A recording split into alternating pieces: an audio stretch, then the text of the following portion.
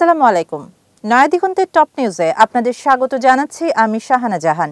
আজকে টপ নিউজের শিরোনাম, দেশের বিমানবন্দরগুলোর অগ্নি নিরাপত্তায় বড় গলদ, ১৯ বার চিঠি দিয়েও মেলেনি সাড়া।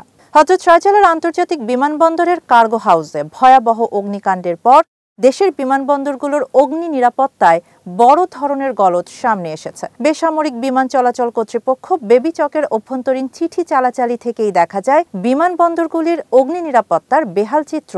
গত শনিবার হযরত শাহজালাল আন্তর্জাতিক বিমানবন্দরের কার্গো হাউসে ভয়াবহ অগ্নিকাণ্ডে ব্যাপক ক্ষয়ক্ষতি হয়েছে। দেশের ৮টি বিমানবন্দরে ব্যবহৃত উদ্ধার ও অগ্নি নির্বাপক যানবাহনগুলো দীর্ঘদিন ধরে অচল বা ত্রুটিপূর্ণ অবস্থায় পড়ে আছে। গত বছরের ১ এপ্রিল থেকে চলতি বছরের ৩১ জুলাই পর্যন্ত বেবিচকের সংশ্লিষ্ট ইউনিট থেকে সদর দপ্তরে মোট ১৯ বার চিঠি পাঠানো হয়েছে, যেখানে এই যানবাহনগুলো জরুরি মেরামত ও রক্ষণাবেক্ষণের জন্য জোরালো তাগিদ দেয়া হয়। প্রথম চিঠিটি পাঠানো হয় ২০২৪ সালের ১ এপ্রিল এবং সর্বশেষটি দেয়া হয় ৩১ জুলাই। অভিযোগ রয়েছে ১৯ বার চিঠি হাতে পেয়েও বেবিচক সদর দপ্তরের দায়িত্বশীল কর্মকর্তারা কোনো পদক্ষেপ গ্রহণ করেননি। International civil aviation organization ICAO নীতিমালা অনুযায়ী কার্যকর অগ্নি নির্বাপক যানবাহন সার্ভিসেবল রাখা অত্যাবশ্যক।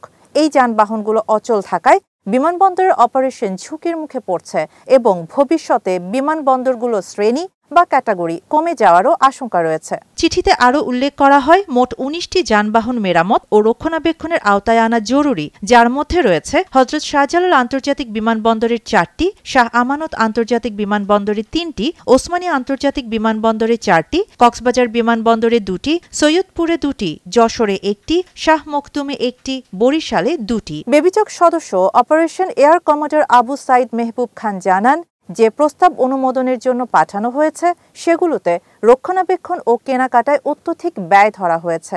তিনি বলেন, তারা যাচাই বাছাই করছেন এবং দ্রুত ব্যবস্থা নেওয়া হচ্ছে। বেবিচকের এক কর্মকর্তা সতর্ক করে বলেন, একটি বিমান দুর্ঘটনায় প্রথম প্রতিরক্ষা হলো এই অগ্নি নির্বাপক যানবাহনগুলো। যদি এগুলো কাজে না আসে তবে দুর্ভাগ্যজনক কোনো ঘটনার তড়িৎ প্রতিকারের সম্ভাবনা সীমিত থাকবে। তিনি আরও জানান, আন্তর্জাতিক পরিদর্শন বা অডিটে এই তথ্য উঠে এলে বিমানবন্দরগুলোকে অনুকূলভাবে বিবেচনা করা নাও হতে পারে এবং আন্তর্জাতিক ফ্লাইট সহ নানা ব্যবস্থায় নেতিবাচক প্রভাব পড়তে পারে।